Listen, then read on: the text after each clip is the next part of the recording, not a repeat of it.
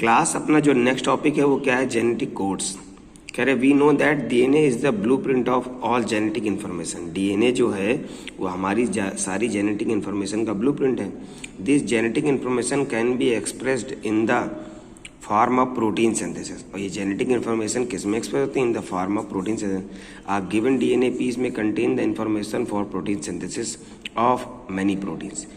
एक डीएनए का सेगमेंट जो रहता है उसमें कई सारे प्रोटीन्स के फॉर्मेशन के लिए इंफॉर्मेशंस रहती हैं।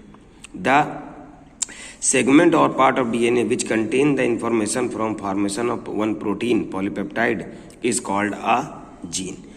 एक सेगमेंट जो डीएनए का जिसमें प्रोटीन सिंथेसिस के लिए इंफॉर्मेशन रहती है उसको हम जीन कहते हैं। The information from the formation of a particular protein is written in DNA in a code language.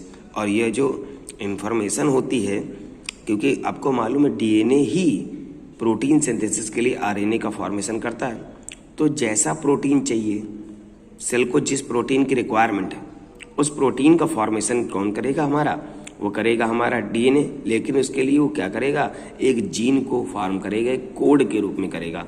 And this code is called genetic code language. ये जो लैंग्वेज है जो कोड की है उसे हम जेनेटिक कोड लैंग्वेज कहेंगे।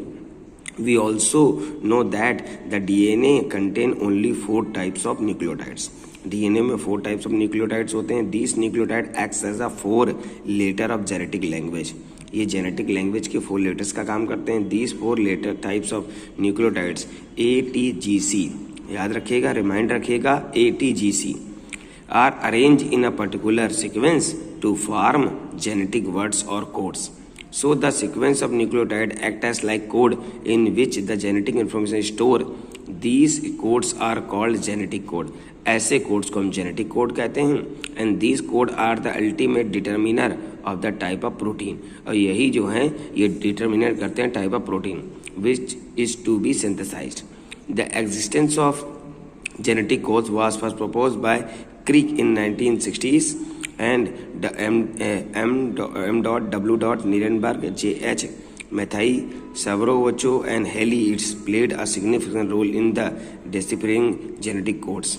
Dr. Hargovind Khurana and co-workers finally accomplished this feat by the synthesizing artificial gene using these genetic codes. इन जेनेटिक कोड्स द्वारा, and for the outstanding work he has given Nobel prize in 1960 में। इन्हें इस काम के लिए क्या मिला, 1968 में नोबेल प्राइज मिला।